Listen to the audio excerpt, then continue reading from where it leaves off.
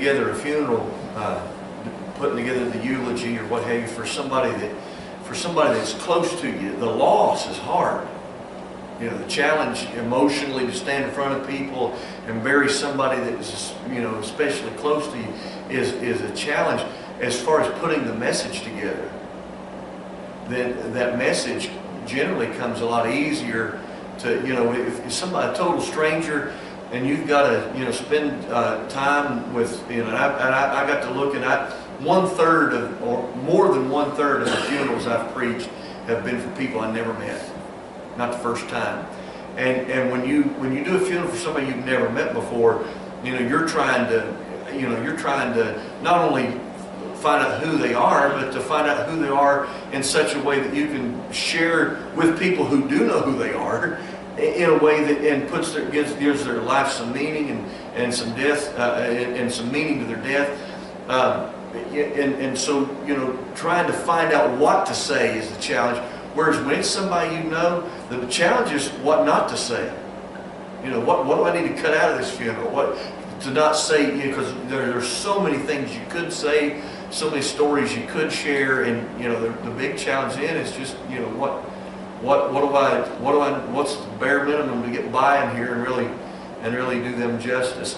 I'm going to jump right into this next section. I'm going to talk about preparations for a good funeral, and we'll give you some practical stuff. Now, like I said, if you've got a minister's manual, that minister's manual is going to tell you a lot of things that you should do, you know, as a pastor, and be prepared for this, that, and the other.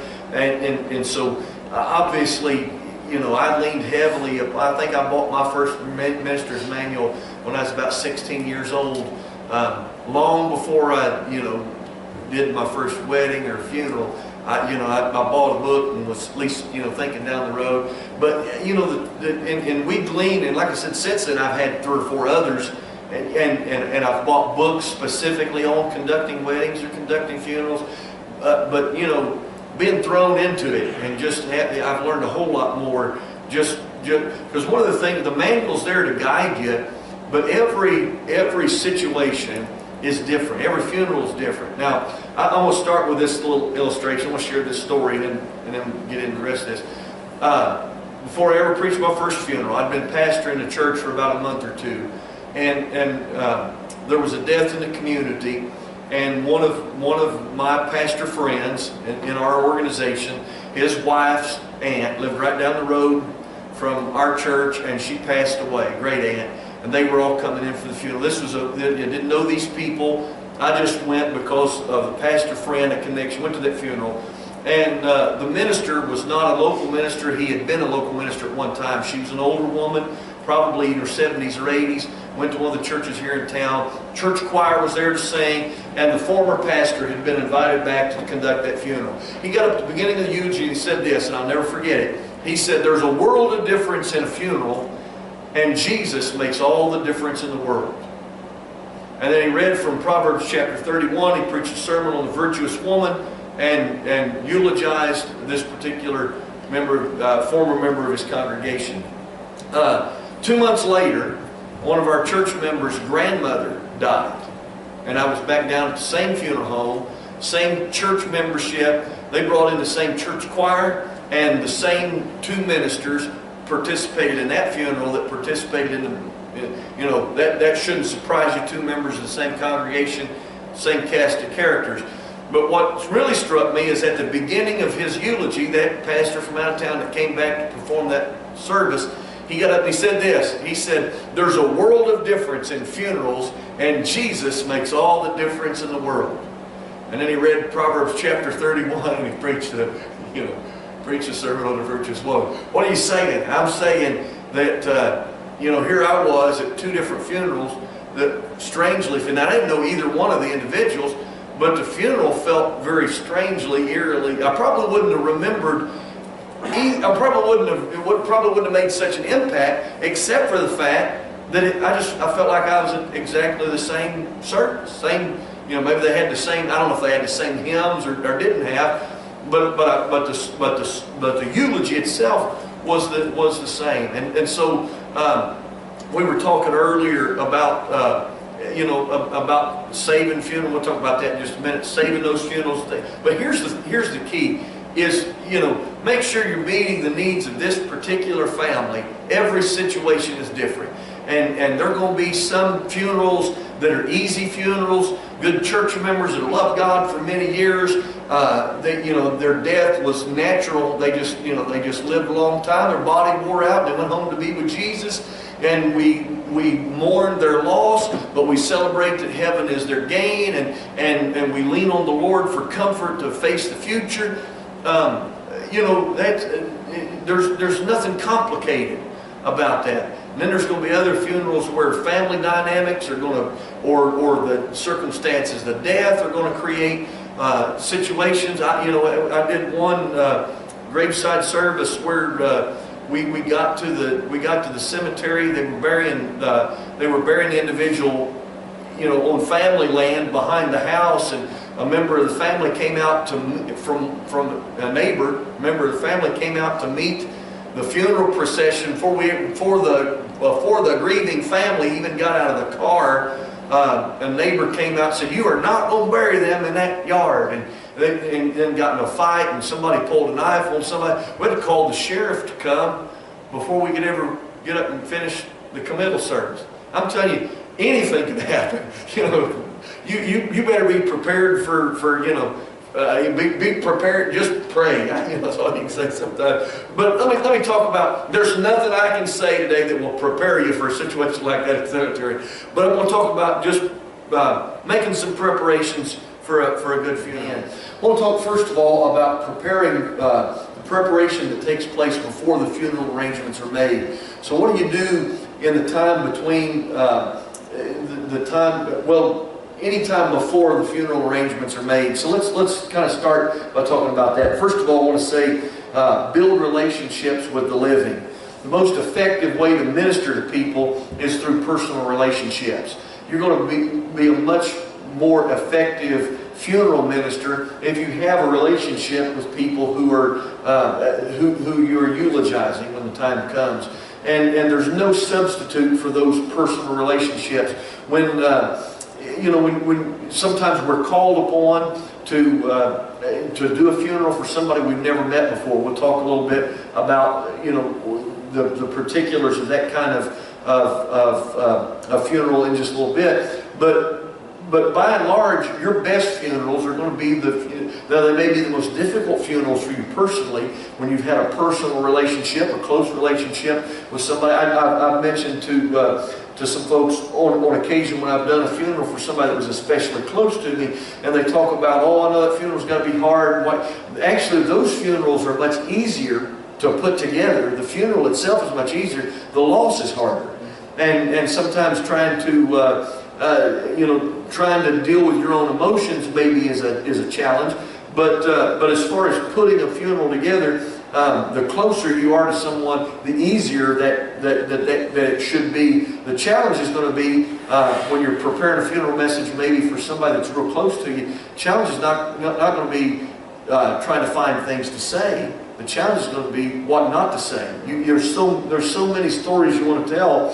And you just don't have time in a funeral to do that. So build a relationship with people. The second thing is, the best sermons and eulogies at funerals are given by people who know the deceased extremely well. So long before people are sick, or people are dying, or people have died, have a relation. Be a people person. Jesus was a people person, and forming those relationships is going to be the first step towards helping yourself in dealing with funeral preparation. I want to talk also about ministry to the terminally ill. Sometimes your ministry, to do a funeral or what have begins as somebody is dying. You've been notified. So I want to talk a little bit about that when you minister to those who are terminally ill. Have your relationship with the person who is ill, or with their family, to determine the nature of your ministry to them. Your relationship with someone who is dying, or your relationship with that family, ought to determine how you respond. Sometimes you'll get a phone call from somebody that is a family member that said, hey, we just got the doctors just called the family in and whatever, we would like for you to come down. If you're invited to come down, if the family calls you and tells you, we would like for you to come down, say a prayer or whatever, then by all means go. If you have the ability, go. If you can get there, then get there, and minister to the family. Now, once you get there, your own relationship and your own discernment will tell you how long to stay. Sometimes the family just kind of, it's perfectly appropriate, and what they want is for you to come down, say a prayer, with the family. Just remind them that the Lord's with them. Pray with the deceased. If the person who is dying is not a Christian, then and they know they're dying. It certainly may be appropriate to talk about their soul and maybe lead them to the Lord, or pray a sinner's prayer with them, or if they're sometimes the sick patient, the dying patient is not even responsive, and so your ministry is not to them as much as it is to the family. Just reminding them, just your being there reminds them that the Lord is there. You are representing the presence of the Lord, and having a man of God present reminds them that the God of man is also present. And so, again, determine your relationship with the family. Don't ever overstay your welcome. Sometimes the family wants you there. They want you to stay. They want you to be with them when someone has died, or when someone passes away. The family wants you. And then other times, that passing of a loved one is something that's very, very private, and it may be that it's appropriate just for the immediate family to be there. And so you get your own discernment, your own common sense or wisdom should give you some feel for how, when I'm called upon in a situation like that, I want to know how useful I am. I try to measure, whether or not I'm really useful or whether or not I'm in the way. Sometimes you get a phone call and it's not the family that's calling you. You're just told about someone who is dying.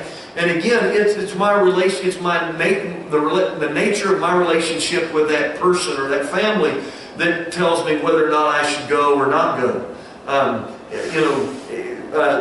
Death is a very intimate thing, and sometimes that should be the immediate family. There have been times that I have been present with someone who passed away, and I felt a little uncomfortable being there. But at the same time, I looked around and there were people that I thought, I know if I feel out of place and I shouldn't be here right now, I know you shouldn't be here. So there's always somebody that's there that maybe was just kind of tagging along or whatever. But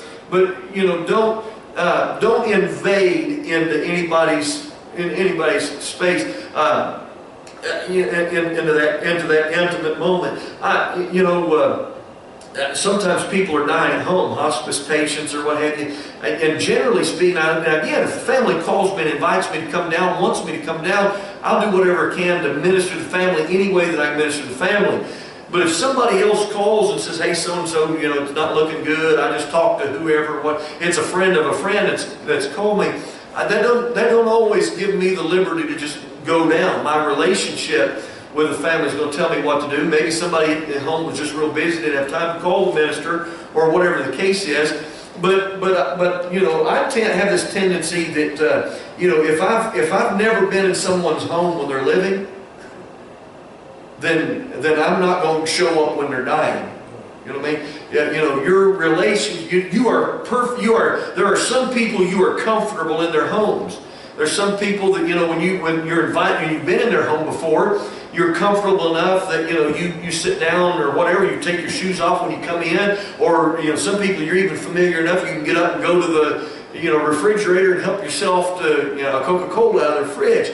Those are the kind of people that, you probably ought to go to. You should have to think about whether or not if you're that comfortable in their home where they're living, then yeah, by all means. But if it's somebody whose home you've never been in, you're certainly not that familiar with them, then maybe you ought to err on the side of giving the family the privacy that they need. We'll talk about making the initial contact. with the families. Again, before any funeral arrangements are made, when someone dies, what do you do? And again, your relationship with the family ought to determine your immediate response. If a family member has called, sometimes you get a call from a family at the hospital and they said, "Hey, Dad just passed away. We wanted to let you know." And sometimes it's a death that was expected. You were waiting on a phone call. Sometimes it's a call in the middle of the night.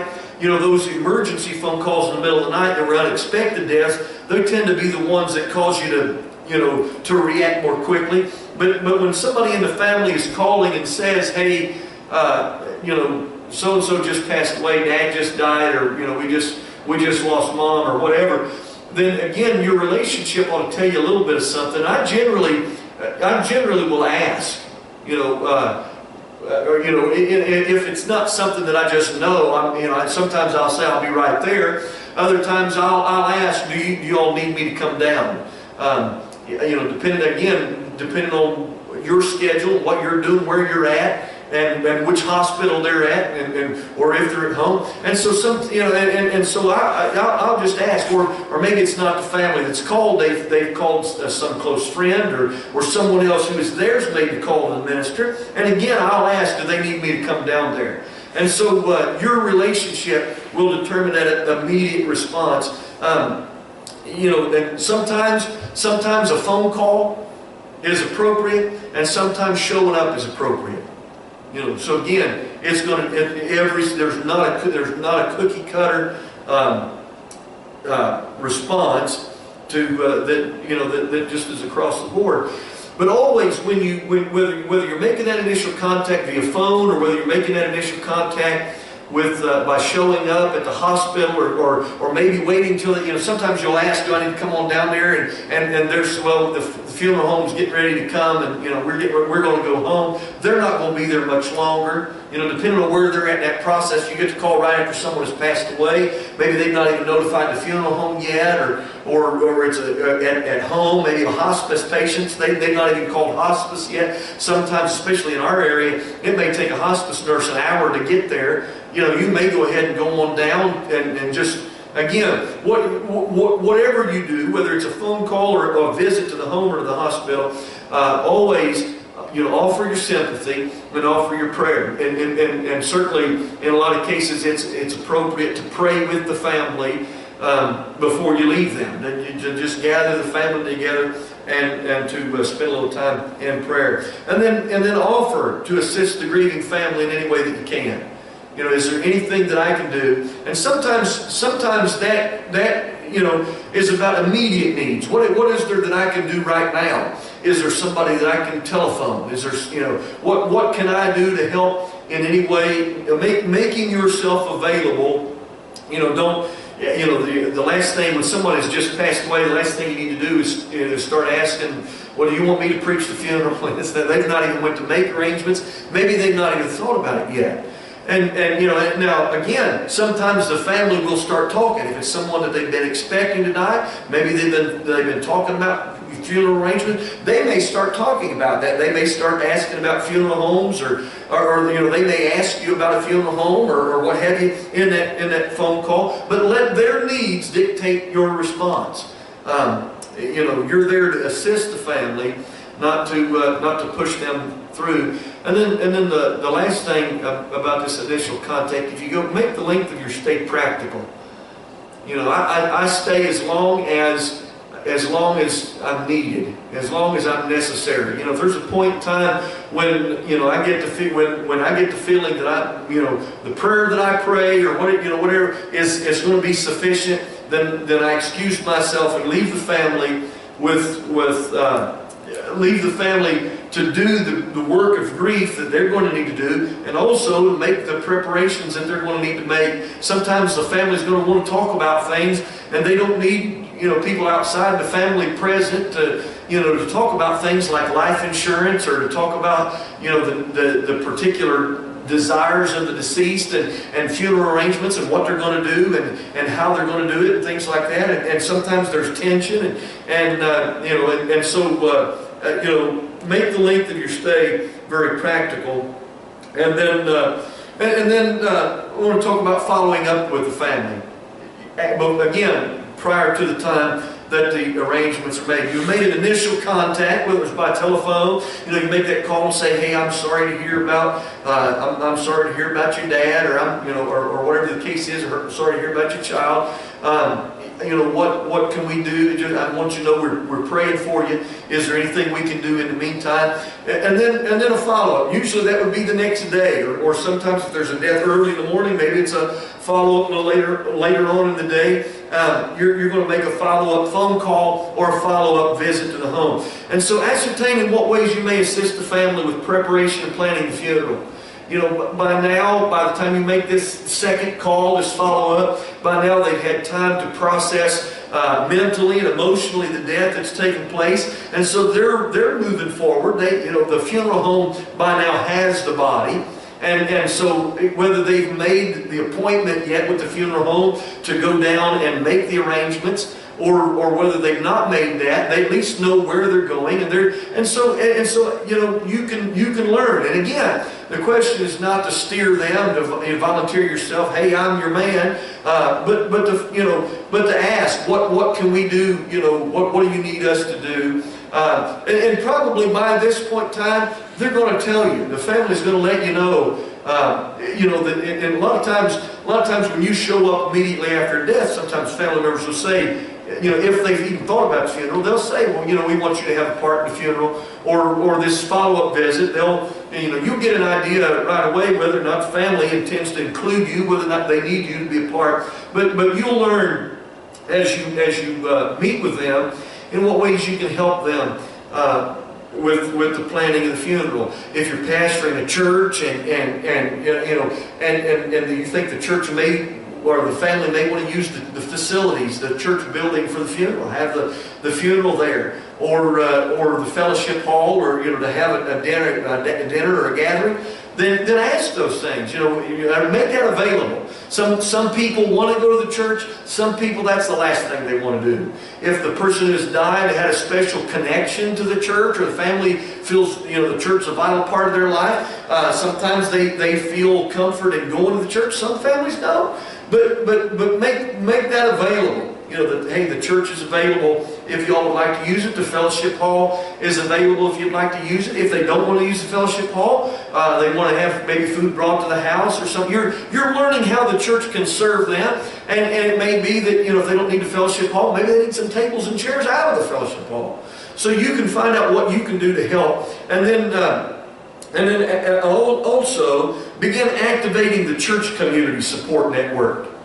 So as you're learning and you've made a contact with the family and offered your sympathy and support, then begin to activate the church body, and that's going to you should be notifying whoever in the church is responsible for ordering flowers, or whoever is responsible for organizing food to be brought to the house, whether it's food that's brought over the next couple of days, or whether it's a dinner that's organized after the funeral. It's about letting those people know, even if you don't have all the details.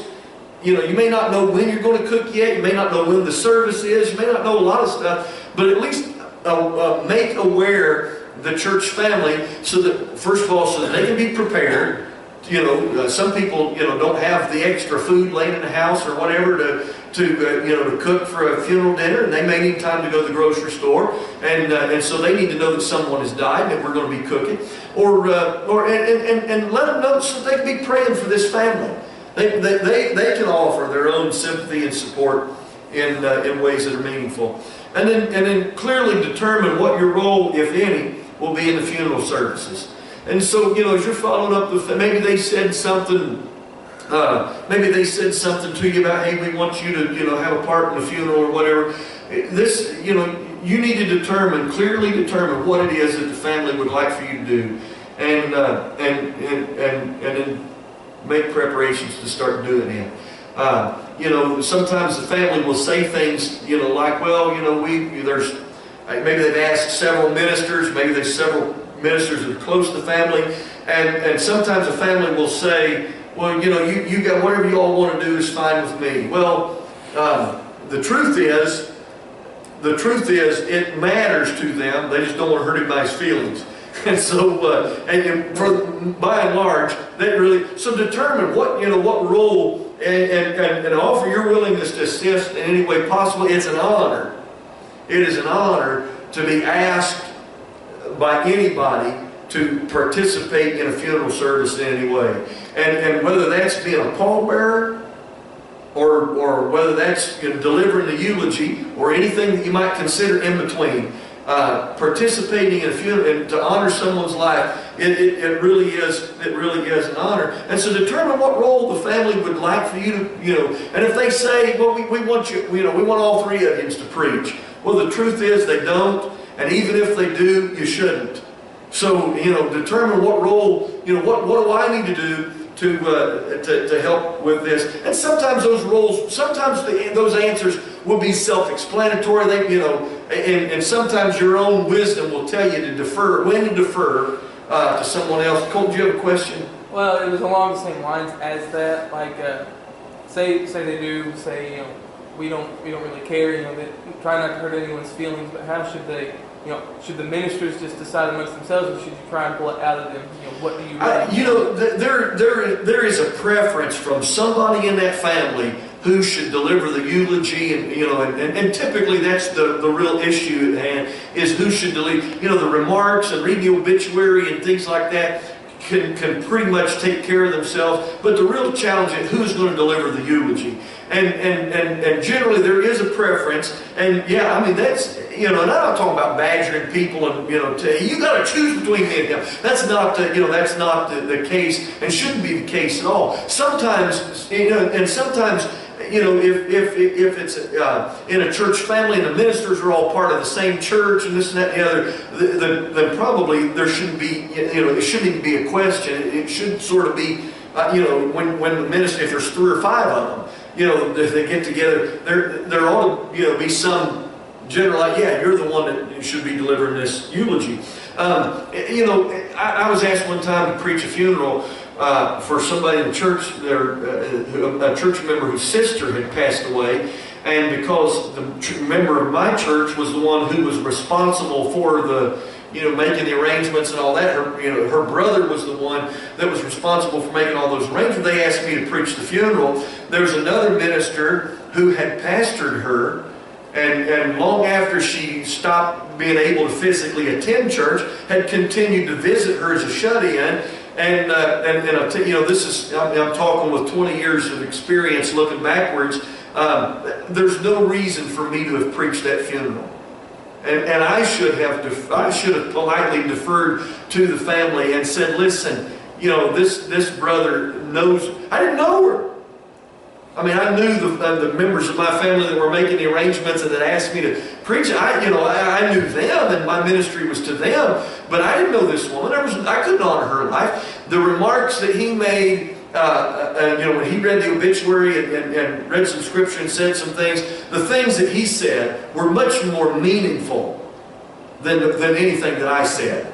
So I'm telling you, that's at least one time that I've made the mistake of not of deferring to the family when really, now I know, and there are plenty of times now I'll ask a family, is there somebody else that is, and especially if it's somebody that I don't know, maybe there's somebody in a family that is more, I'll say a few words, I'll, have a devotion or bring them, whatever, but is there somebody in a family, and somebody else that, somebody that knows this person better than I do, who's more qualified to speak about their life than I am, and so, you're working these things out, and as you're following up with the family. So, any questions about it? Does that make sense? We'll talk about preparing for the service itself. What do you do after the arrangements have been made, but before the service actually begins? And so, we looked at what do you do prior to the arrangements being made. Now that the arrangements have been made, what am I supposed to do to prepare for the service? First of all, collaborate with other participants. And so, that is, contact the musicians and the singers, any additional ministers or speakers who will also participate in the services, and make clear the role that each person will play. There's no reason to, and I know how some people do it. But listen, there is no reason to be at a funeral visitation an hour before the service starts or 30 minutes before the service starts and start talking about who's going to do what and this and that and the other. That should take place. Our priority at the visitation ought to be to minister to the family, not planning a funeral. So make sure that everybody knows what page they're on with, and who's going to do what role that each person is going to have. Make sure that everybody clearly understands. There's nothing worse than showing up at a funeral thinking you're going to read the obituary and find out you're bringing the message. I've done that before. And you certainly don't want to come prepared to deliver the eulogy and then find out somebody else is prepared to also deliver the eulogy. You don't need two. You don't want two sermons at the funeral. So make sure that everybody knows what role that they're going to play. And again, if you're the one delivering the eulogy, then chances are most time, or if you're, or the, maybe, or let me rephrase it. Sometimes when you're the one delivering the eulogy, you're sort of the one that's planning. You're sort of the master of ceremonies. Other times, maybe you're pastoring the church and a former pastor's been invited, or some pastor that's a dear friend of the family, or maybe they're family themselves, they're invited, and your role is to be the facilitator. Sometimes you're called upon maybe to do a funeral out of town or something. You're going to preach a funeral out of town and you don't know what the particular local funeral customs are, this and that and the other. So you really are going to depend on somebody else. Maybe you just got to town for the visitation or whatever, and somebody else has been coordinating, getting things planned. Sometimes our role is going to change in facilitating this funeral. So sometimes you're planning it, and sometimes you're a part of the plan. And the key is just to make sure that everybody is communicating with one another. And begin working on an order of service. So you're soliciting music from the family. Always ask when the family starts talking about the funeral, arrangements. And we want you to, have a part. We want you to preach the funeral, or we want you to take care of it, or whatever. And then we start talking about music. Sometimes they'll say, we want so and so to sing. Other times you say, well, is there particular, is there somebody you want to? Sometimes they'll say, well, just get some people in the church to sing. And generally that means I'm going to ask, was there any songs in particular that you want sung? And then we'll determine who's going to sing based on, who sings that song or what have you. Or who's available. Sometimes if the funeral's during the day and people work, it may not be that everybody that is available to participate. So you're beginning to work on an order of service, determining who's going to do what and when they're going to do it, and getting the music. I generally will ask the family, is there anything in particular that you'd like for me to read? Maybe there's a passage of Scripture that is particularly meaningful. Sometimes family wants the obituary read, most of the time. So a lot of times anymore it's getting to the place where a lot of families don't need the obituary read. We're determining what, is there a particular piece of poetry maybe, or somebody in the family that would like to say a few words. Maybe there's a grandchild that would like to say a few things to honor, Papa, or maybe if they can't say it, they'd like to at least, write it down, and then somebody else will read it. So we're trying to gather in, all of the components, getting the family thinking as they've made the arrangements, and now we're trying to plan this funeral before we get to the last thing you want is somebody to walk up to you, 5 minutes before the funeral starts and say, will you read this? Or come to you and say, hey, we just realized Dad's favorite song was, can you all sing this? And, you don't know it, you don't have words to it. And so, getting as much information ahead of time as you possibly can makes for a smooth funeral ceremony. And then, sometimes you have to coordinate the meal plans. When you're going to get together afterwards, maybe after the burial, the family's going to get together for dinner. And so you may ask, sometimes multiple churches are involved. And sometimes, rather than everybody cooking, maybe the day of the visitation and then not having anything fresh, to eat on the day of the funeral, churches will get together and say, well, we'll cook one day, you cook another day. But making sure that that's coordinated with who else is participating. Let's talk about preparing for prayer. Sometimes you're called. Did you have a question about that, Nick? Yeah. If you're approached, like say you've got the order of service together and you're approached and they throw a wrench in the works, how do you handle that? It really depends on who you're approached by. Okay. I mean, you want to be a little more specific, Right, or I just? mean, like, let's say you had an order of service laid out, someone in the family didn't like it and come to you the day of and was like, hey, can you switch this up? I mean, do you just honor what they say, or do you say, hey, this was pre-planned, or? Well, I mean, typically, the biggest question is who's the one that's making the arrangements? Right. And I defer to my buddy, Bill Bichet. Sometimes there's some tension in families, and sometimes that creates an issue and what have you. And from the funeral director's perspective, whoever's paying the bill is the one that's making the decisions. You know what I'm saying? And so, that's the way that the funeral business operates. And in the ministry, when you're trying to honor someone's life, you want to be as respectful as possible. Now, if it's something, and I guess the thing is, if somebody, whoever called you and asked you, to do this funeral, whoever, told you, I want you to handle the funeral, if they're the one that comes to you at the last minute and says, can you do this? Then, yeah, by all means, you do whatever you can. Now, sometimes it's something that can't be, depending on what the request is. And I know I'm answering very, very general. You do your very best to accommodate the family. Now, if it's somebody else that comes along, and maybe there's some tension or this and that and the other, my general, reaction at first is to go to the person who talked to me at first and said, hey, Tony wants me to read this scripture, or wanted me to add this song or whatever, and what do you think? And typically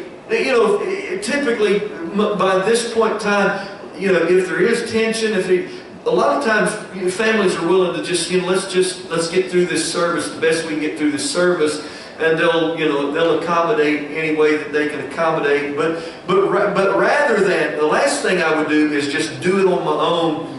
Without talking to, last thing I want to do is isolate and offend someone who I'm trying to minister to.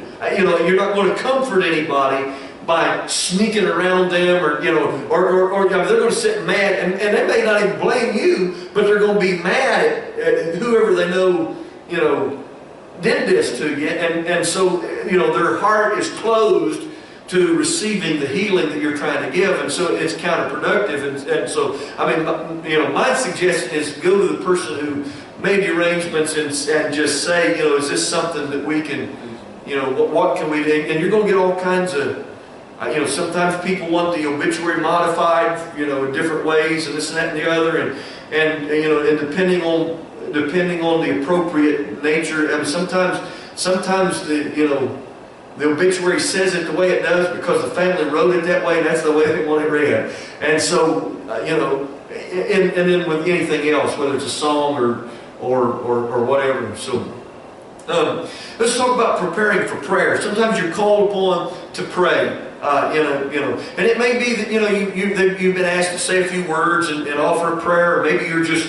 Or maybe you're praying before you do anything else. And so I want to talk about prayer. Prayer is an important component of a funeral ceremony.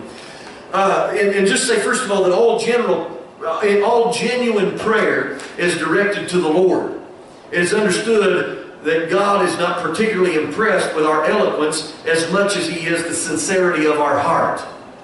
We've told used the illustration before about President Nixon inviting a group of men to the White House for prayer, and I believe it was for breakfast, and I believe it was Billy Graham that he asked to say the blessing over the food, and Dr. Graham was at the other end of the table, and he prayed, bless the food, and whatever. And when he was finished, said, "Amen." The president, said, "I'm sorry, Reverend, we couldn't hear you down here." And the evangelist said, "I wasn't talking to you, Mr. President." And I understand that all prayer is directed to the Lord. And so genuine prayer comes from the heart. God is not at all impressed with our eloquence. But, however, our lack of preparedness probably does not impress God either. And so, you have to consider that public prayers, there is a considerable difference in what we pray in a public prayer, public setting, and the prayers that we pray when we're in the altar or we're in our prayer closet and we're talking to God. public prayers, when we're praying in front of people, on behalf of other people, public prayers have the capacity to solicit listeners to assent to the prayer themselves. So that as someone else is praying a public prayer, we're listening to that prayer, and as we hear what they're saying, our heart is being in tune with it. It's like I've told that story I know about a revival service up at White Rock years ago, when Brother Rowe was pastoring there. Sister Rowe got down at the altar to pray during prayer time, and somebody knelt down beside her, and they spent all that time listening. They spent all that time listening to Sister Rowe pray. What a beautiful prayer warrior she is, and listening to the beautiful prayer she prayed. And when she was finished, they just kind of said, "Amen," what she said. And there's something about our public prayers that has that same capacity. When somebody is praying a prayer that when something is said that we agree with, we assent to that. It's as if we're praying along with them. And the same thing is true. I promise. If you say something stupid while you're praying aloud, or you say something inappropriate, or you fumble all over your words, it has the same capacity to turn people off, to close them to our prayer. Because, well, that's not what I would say. I wouldn't say that. And so we've got to be very, very careful what we say and how we say it when we're praying in public. And so, my recommendation, and there have been plenty of times when I'm praying, especially if the funeral that I'm at is going to be largely attended. If I know there's going to be a lot of people sitting out there, I am more likely to write down my prayer. And I may not pray it exactly the way that I wrote it down. I may not read it right off of my page, right out of my notes or whatever. But just having thought about it ahead of time and having something written down in front of me will prevent me from rambling. The last thing you need to do is ramble, take up a lot of unnecessary. We're going to give an account, the Bible says, for every idle word that we speak. And so time is so precious in the funeral anyway, that you want every word, if possible. You want every word to be a meaningful word. And so my suggestion is write out a prayer and think about it. Rehearse it in your mind. The last thing you want to do is pray off the cuff, especially in a public setting, like whether it's a wedding or a funeral.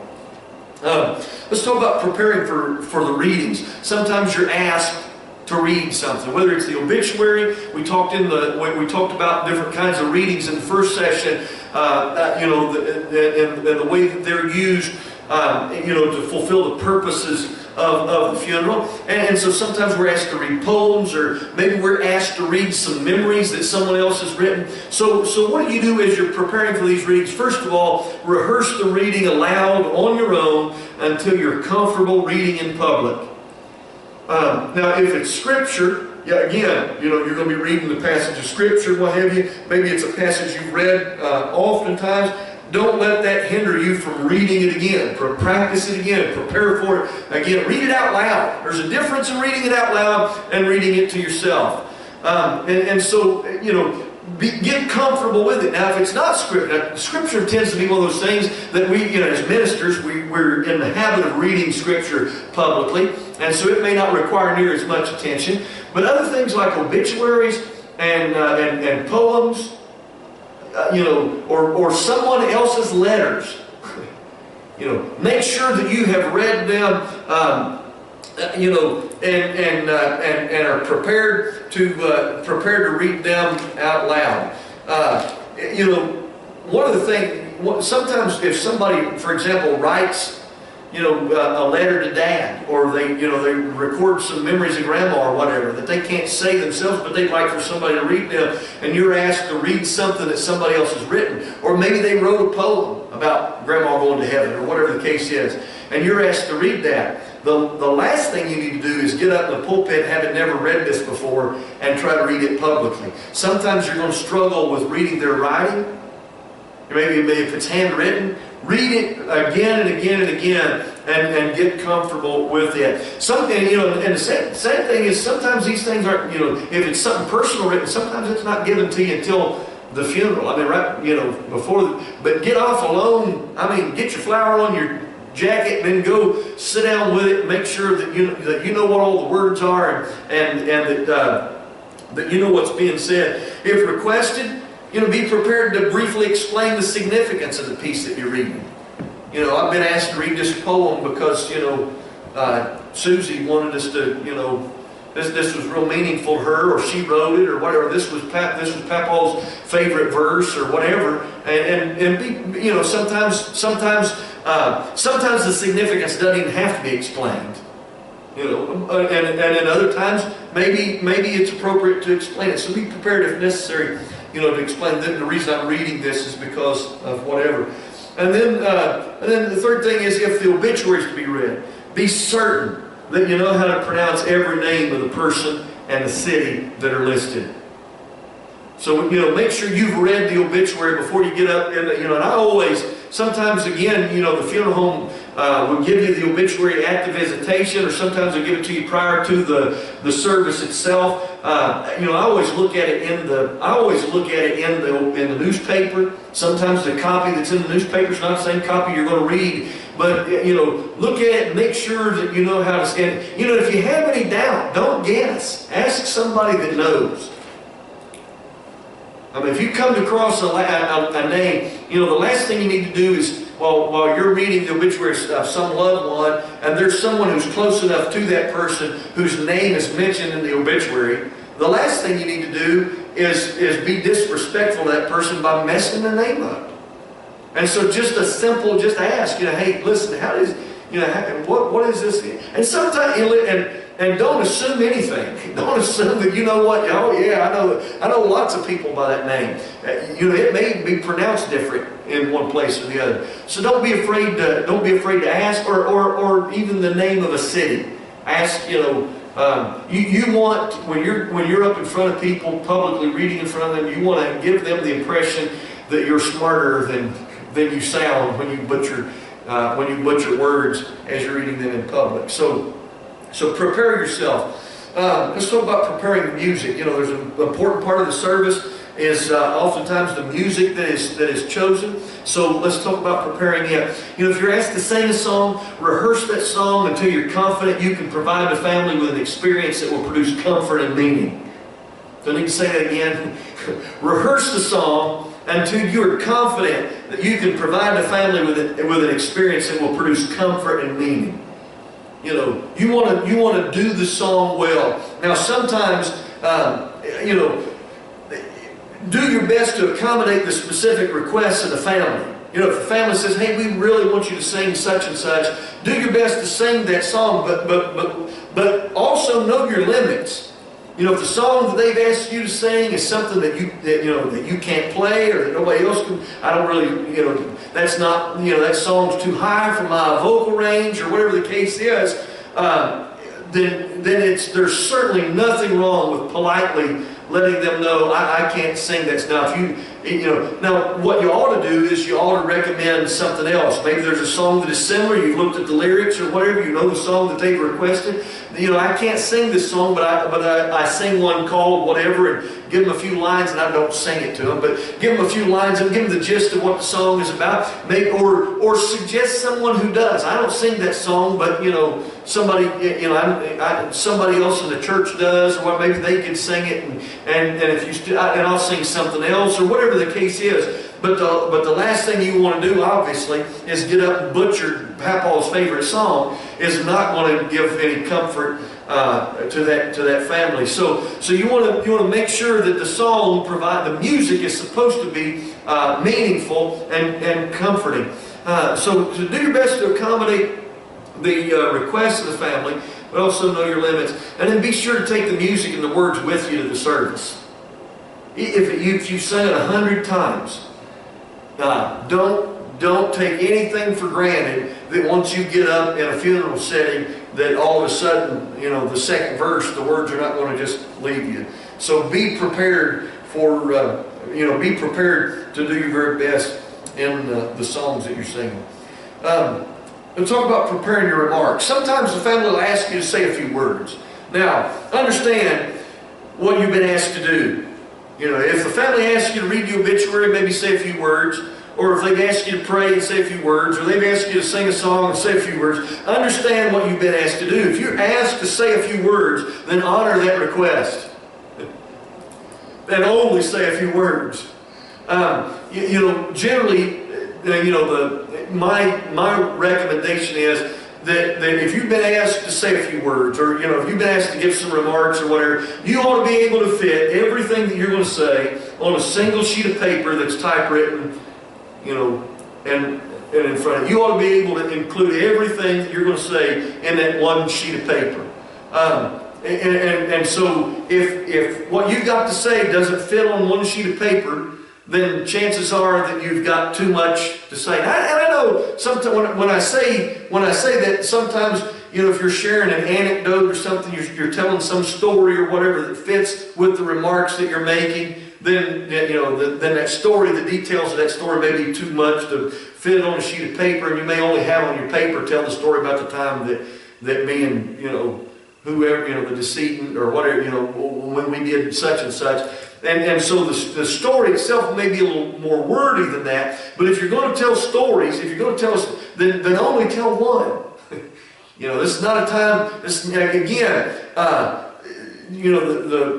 good funeral is going to be long enough to be meaningful, but short enough that it doesn't take all the meaning out of what's out of what is actually said. When you outline your remarks and then spend time editing your words in such a way, you ought to do it in such a way that even if you never got the chance to say them, I'm talking about having your remarks laid out in such a way that even if you didn't get the chance to say them, that somebody else could read them and hear your heart speak. So that if you didn't get the chance, it ought to be, and I'm not, for whatever reason you didn't make it to the funeral, but you could send your remarks and they could read it, and maybe that's not even the case, but your preparation ought to be such that you know what you're going to say and why it's relevant, why it's significant, and meaningful. Again, words do not have to be lengthy to be meaningful.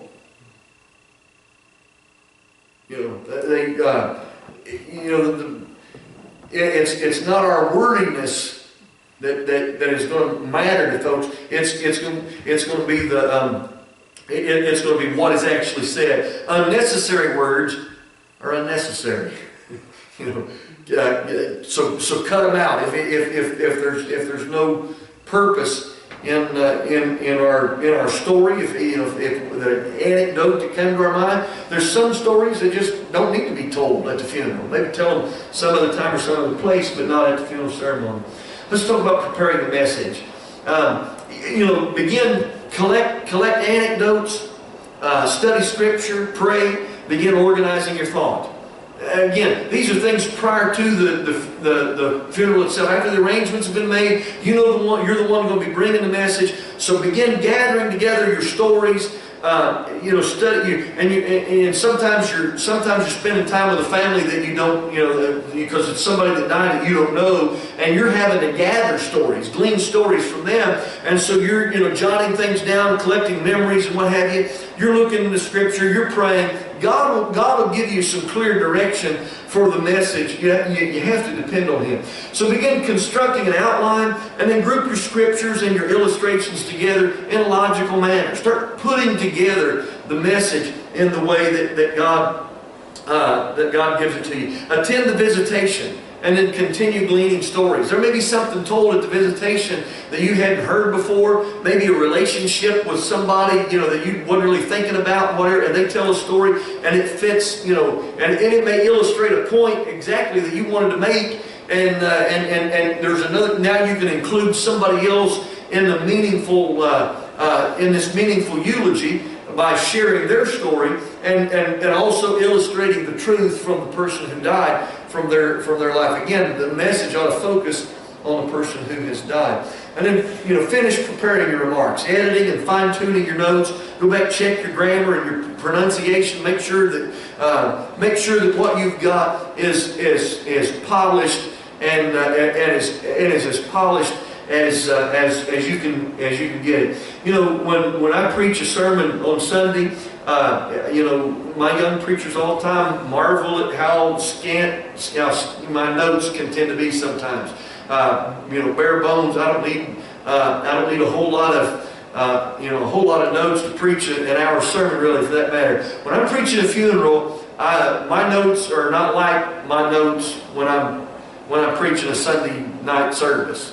You know, preaching a revival or something. My notes for a funeral tend to be a lot more manuscript. There's some things that I've thought about that I want to say, and sometimes I want to say them. I want to say them a specific way, and I want to say them at a specific time during the course of the message. You know, the timeliness. You know, you can have a perfect phrase. What a great line. And say it at the wrong time, and just, you know, and undo undo the profundity of what it was that you were saying. What should your message include? First of all, it should include a recognition of pain. There are people here at this funeral who are hurting, and to not acknowledge that would be a disservice to them. So, you know, in your message, acknowledge and recognize that people are hurting. All throughout the Psalms, you know, Psalmist David over and over again lets you know that he is hurting for a variety of reasons. You know, the second thing, remembrance for good. People should be remembered for their good. Remember the thing that the prayer that Nehemiah prayed at the end of the book of Nehemiah. He prays, "Remember me, oh my God, for good. Don't blot out the good deeds that I've done." Everybody deserves to be remembered for good. So the funeral is not a time to talk about somebody's weaknesses or talk about their failures or what have you. Remember them for good. There's something good that ought to be able to be said about everybody. And at the same time, it ought to be honest. You know, that you should never have people leaving the funeral saying, "Boy, that wasn't the John I knew." You know, the preacher getting we have this capacity sometimes to focus on good to the point where that we paint a picture of a saint, and the guy wasn't a saint. If he's not a saint, then don't make him a saint. You know, if he struggled, you can talk about the good things that he did, and at the same time acknowledge his struggles. You know. So be honest and remember for good. There's a delicate tension between those two extremes, and so be sure to recognize that. Again, everybody who dies is not a good, faithful church member. You know, as much as we might want them to be, or we might like to look back and remember them that way. And so remember them honestly. The message should also include appropriate humor. You know, use humor if it's appropriate. You know, and certainly depending on the nature of the person who died, the circumstances of their death, and what have you. You know, the place for humor can vary from one funeral service to the next. You know, but someone who really enjoyed life and who loved to laugh and cut up and this and that. And if something funny is said at a funeral, then, but at the same time, we're not being funny just for the sake of being funny. You know, the humorous story ought to be used in such a way that it illustrates the truth that we're trying to convey about the person's life. And so, you know, it's not a place for a stand-up comedian, but don't be afraid to use humor. A good funeral will have you crying through your tears. I mean, you'll be laughing while you're wiping the tears out of your eyes. And then offer genuine hope. You know, every funeral message should offer genuine hope. That's not talking about a false hope. Sometimes we're burying people that did not leave a strong testimony and faith in Jesus Christ. They're in the hands of a just God, and you know, where they're at, their eternal soul and this and that and the other is maybe not the thing that's going to bring them hope, but Christ can give people hope. And so offer genuine hope. You know, the thief died on the cross and asked Jesus to remember him when he came into paradise. And maybe his mother wasn't present. Maybe that thief's mother wasn't present to hear him pray that prayer. But it was the hope of every mother. You know, she raised him right. It's the hope of every mother that our loved ones, our children, give their heart to the Lord and die knowing Jesus and leave the world with hope. And so if there's hope, offer hope. And and at the same time, don't give false. Make sure it's genuine. Let's talk about putting the preparation into action. What do you do on the day of the services? Let's talk about the funeral services themselves. First of all, arrive early. There's nothing worse than the preacher showing up late. Bill's mentioned on several occasions to me about how it's becoming a more and more problem with funerals, where the funeral's supposed to start at 11 o'clock, and sometimes the principal family isn't even there. People are showing up later and later for funerals. 11:15, they start rolling in or what have you. And so the funeral should never be waiting on the minister to get there. So be there early. Again, we talk about sometimes there's accommodations, that are being made at the last minute. Maybe something come up with a singer or something, or a particular song they couldn't get, or somebody we thought about, we're adding, we wanted Cousin Sue to, sing at this funeral too, and we're going to try to work her in. And so get there early enough that you can handle any last minute changes that need to be made. Over and over and over again. We change orders of service and we change songs, and sometimes you just have to accommodate the circumstances. So be there early so that you can do that. If the service is at the church, then assist the funeral home staff in any way necessary. If you're the pastor of the church, and if you're going to open the church up, you got to be there early. Be there and be prepared to help the funeral staff. Sometimes furniture needs to be moved, or what have you. Communion table maybe needs to be moved, or the temperature needs to be adjusted, or there may be a dozen different things that need to take place.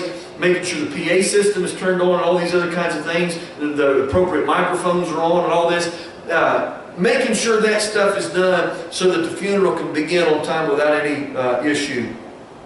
Coordinate with the funeral director and the other participants on an order of service for the ceremony.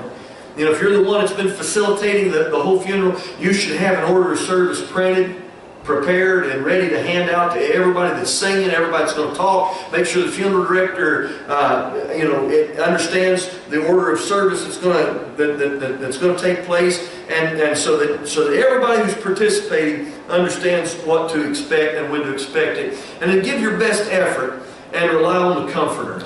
It's going to take the power of the Holy Spirit to minister to people. We're just agents of the Holy Spirit, and He's using us in His service. And so, we give our very best effort and trust the Lord to anoint it. Let's talk about the funeral services. Make sure you have communicated with the funeral director and the other participants how the service will be concluded. How are we going to end this thing? So that you shouldn't need to say at the end of the funeral, at this time I'm going to ask the funeral director to come back and just give it all to him. There ought to be a more meaningful way to conclude the service. You ought to communicate with, and I generally will tell the funeral director, we're going to play this last song, and at the end of the song, they're going to play it all the way through, and then we're ready. Sometimes the funeral director will come in and get us and bring us, the ministers down to the head of the casket or what have you. And we want this song sang all the way through. It's a part of the service. And then the musicians will continue to play, or maybe they'll sing some more songs after that while the family is viewing, or whatever the case is. Sometimes there's not going to be a viewing after the funeral. After the service is concluded, and so you need to know, what we're going to do at the end of the, sometimes you just dismiss the family. Maybe there's a memorial service, there's no body present, and you're not going to the cemetery. How are we going to conclude this thing? How are we going to wrap it up? So be sure that you communicate. Sometimes when it's a member of the church, been a member for a long time or something like that, we'll do a transfer of membership. We'll transfer their membership to heaven, and I will come down during the last song and place the membership transfer form in the casket and just stand out, and I'll let the director know I'm going to come on down and I'll just stay there rather than to go, and so make sure the key is to communicate with the funeral director so that they know what's going on. Be prepared to greet family and friends at the close of the service. whether that's at the casket or whether that's in the back of the building, depending on how the service is going to close. Again, sometimes there's no viewing. Sometimes sometimes the family views and then everybody sits back down or whatever. But be prepared to greet family and friends. Some folks will want to shake your hand and tell you it was a good word or whatever, or give you a God, and you give them back a God bless you or what have you. Sometimes sometimes it's appropriate to hug folks. Sometimes they'll just kind of look at you and walk on their way. People's needs are different, and you respect whatever their needs are, but be prepared to greet the family and the friends at the end of the service. And then again, ascertain the expectations of the funeral director in regards to your duties after the closing of the funeral service and before the committal service begins. So make sure you understand what am I supposed to do now? Now that the funeral is over and I've shaken hands with everybody and everybody's left the building, what do you want me to do now? Now generally as a minister, I will stay with the casket and until the funeral director comes and closes the casket and takes it out to the hearse, and I'll generally lead the way as the pallbearers carry the casket to the hearse to make preparations for the cemetery. But funeral customs are different geographically, and funeral customs are different sometimes even from funeral home to funeral home. So be sure that you understand what the funeral director expects you to do while during this time frame before the procession will start to the cemetery and the services come to a conclusion. Let's talk about the committal.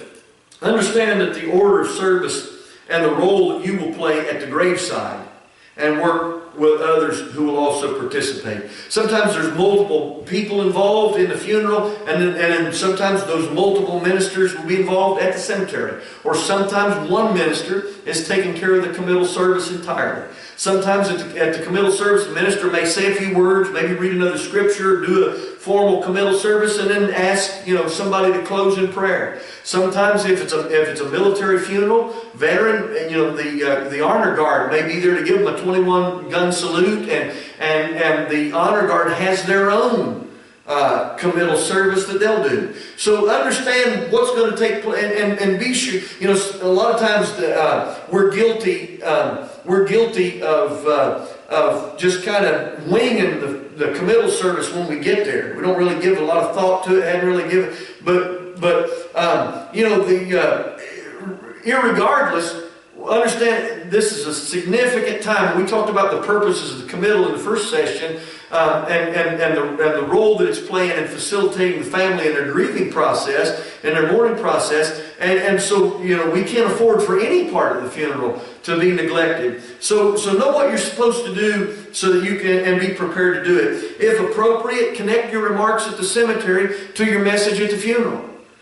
Sometimes I have had the opportunity to throw one more point, to the message. Now again, if you're going to do that, if you're going to connect your remarks at the cemetery to you're not preaching, point number 5 now at the cemetery. It's not a fully developed point.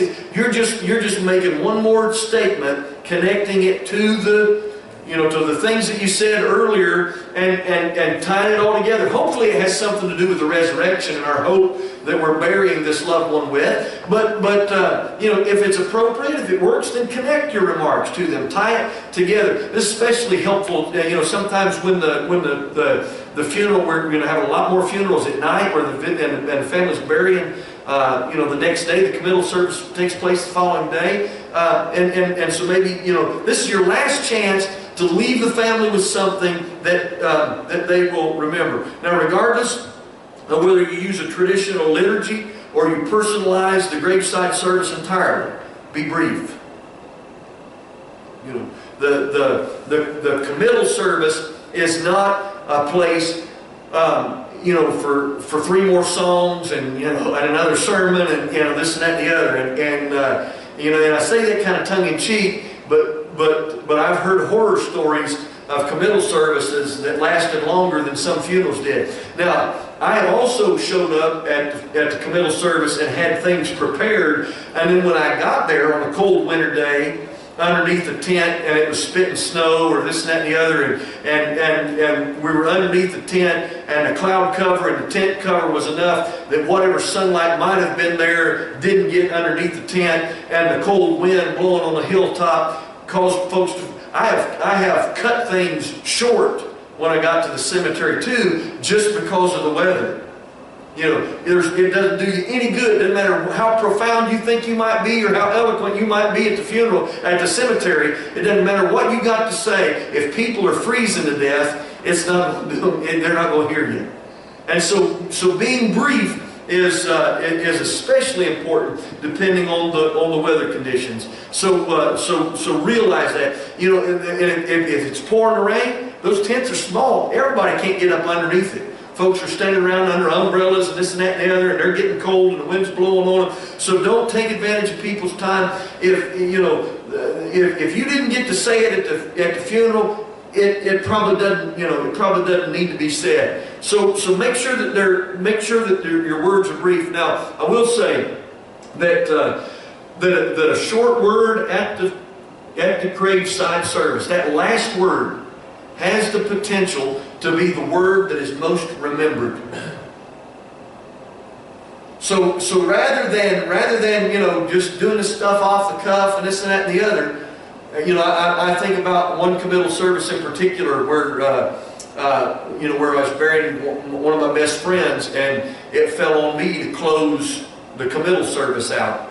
And I remembered the word in particular that I said, and my best friend's dad, the way he responded, let me know that he was connecting with what and it didn't say much. I promise it didn't say much. But it was, the words weren't lengthy, but they were meaningful. And that's the key. I did that funeral for Papa Hawk a few years back, and I asked his grandson, on the way to the cemetery, or maybe the day before, so you want to say something. And so I asked him again on our way to the graveyard, and no, he didn't want to say anything. And on the way back to the church, he's telling me, he said, well, if I thought about it, he said, if I would have said something, this is what I would have said. And he told me what he would have said, and it was like somebody punched me in the gut, because he said more in that short, and that's what I told him. You said more in that one phrase than I said during the entire funeral ceremony. And so again, your words don't have to be lengthy to be meaningful. And so saying something meaningful at the cemetery has that capacity to be the one thing that the family most remembers. So let the Lord lead you into saying something wise. And then the other thing, serve the family's interests at the graveside. Sometimes families, their customs are different. This and that. Every family will have its own unique customs. So do whatever you can to accommodate the family.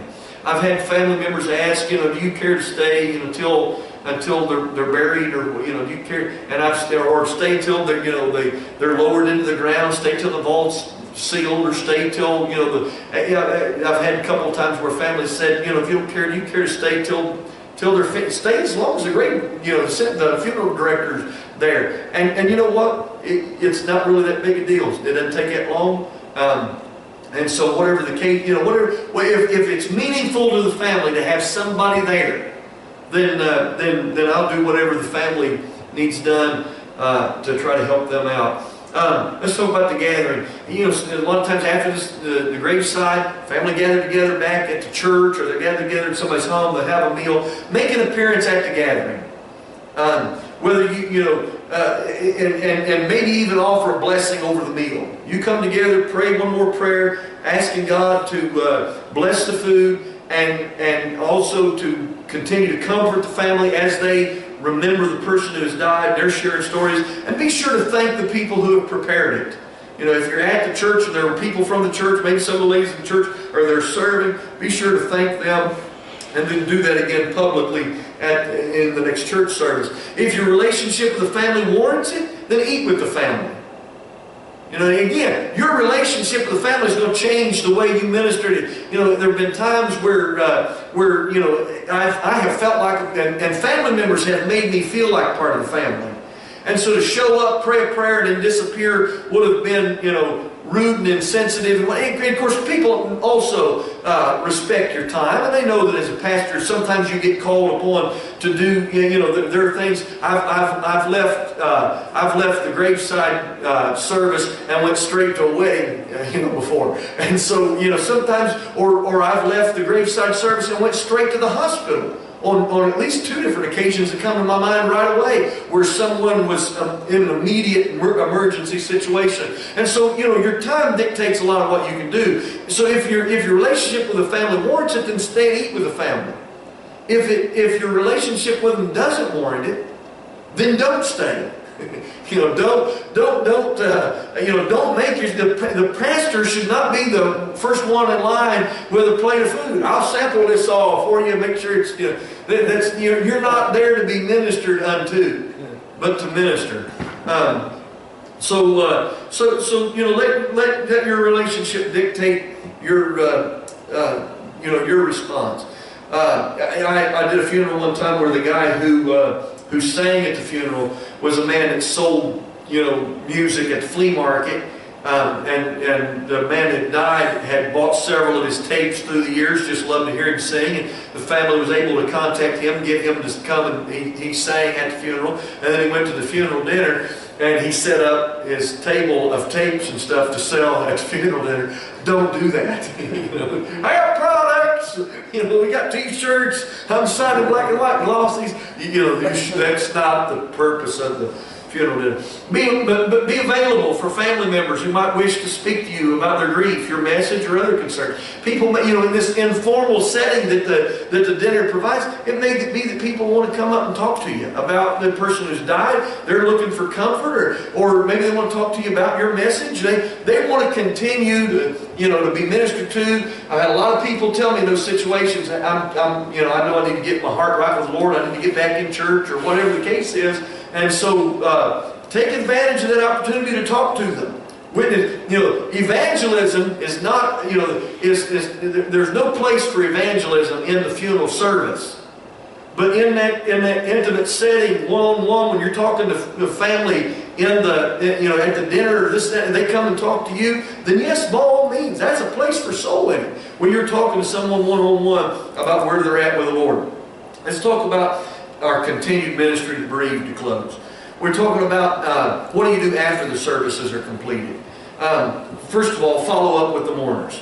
And you may, you know, again, determine the appropriate time and the manner to contact family members and assure them of your continued prayer and support. Now, sometimes that means, you know, after the dinner, a few hours after the dinner, you know, there have been times I've showed up at somebody's house just a few hours later. You know, they've still got family in town, or this, that, and the other. Show up and say, you know, I just want to come by and see you, see how you guys are doing. Sometimes it's the next day. Sometimes it's a visit. Sometimes it's a phone call. And again, your relationship and the circumstances of death and this, that, are going to dictate a lot of these things. Make sure when you do that, you know, you're showing up to assure them of your continued prayer and your continued support. If there's things that you can do in the days to come, there's, you know, a lot of things that still have to be done. Any way that you can help the family, make sure you are pledging to do that. But then also make sure that practical needs are being met. You know, grass still needs to be cut. You know, bills still need to be paid. There's a lot of things there's a lot of practical needs that are you know, that are going to take place. So make sure that you're doing what you can to help fulfill some of those needs, arranging for, you know, different things to take place. And then long-term ministry. Remember that losing someone you love changes your life forever. Mourning does not end at the cemetery or when out-of-town guests return home or when local friends cease coming over regularly. You know, losing somebody is something that changes you forever. So remember, long-term ministry is going to be just as important as providing a meaningful funeral ceremony. So remember holidays and remember anniversaries. Remind mourners that you're praying for them at these difficult times. You know, the best thing that you can do for somebody is to say, I know this is the first Christmas without, you know, without your dad, and I just wanted you to know that, you know, we're thinking about you. We've got that on our mind. We're praying for you as your family gets to. Sometimes the next holiday is the first time they're getting together. I know Mother's Day's coming up. This is the first Mother's Day without your mom, and I know it's going to be emotionally difficult for you, and I just want you to know that somebody's praying for you to help you get through these tough times. Memorial Day, when the family's going to decorate the grave. There's all kinds of family get-togethers where the family's going to be getting back together for, you know, those first few times they're getting together. You know, without that person in their life, it can be a real emotionally difficult thing to handle. And then those birthdays, when the deceased's birthday. I mean, you got the obituary in your hands. You know, mark it on your calendar, put it in your phone, such and such birthday, and make a note to get a hold of somebody, to call them the day before, or to call them that morning, or send a message or something, say, hey, I know you're thinking about, you know, Martha today or whatever, and I just wanted you to know, you know, just thinking about you. I know it's, you know it's a challenge. Just want you to know I'm praying for you. And those anniversaries of those deaths. You know, when you remember that time of year when someone has died, and you let that family know, hey, you know, I know it's been a year now, and I know those anniversaries. And I'm going to tell you something. The circumstances of death changes the way that we grieve. And a lot of times, there's some people that for up to a year, every Tuesday is hard. Because Tuesday's the day they lost, you know, some family member. You know, or the 5th day of the month, or you know, whatever the case is. So sometimes it's not even that annual anniversary that really, it's those reminders on a regular basis that, you know, that these times are tough. And so just letting them know that somebody is praying for them has that capacity to encourage them and lift them up and build them up at the time that they need it most. And keep records. You know, use a filing system to keep your notes, your funeral materials, your other keepsakes and mementos. I've got a file folder for every funeral that I've ever done. You know, and in it, I keep everything in it that is pertinent to that funeral.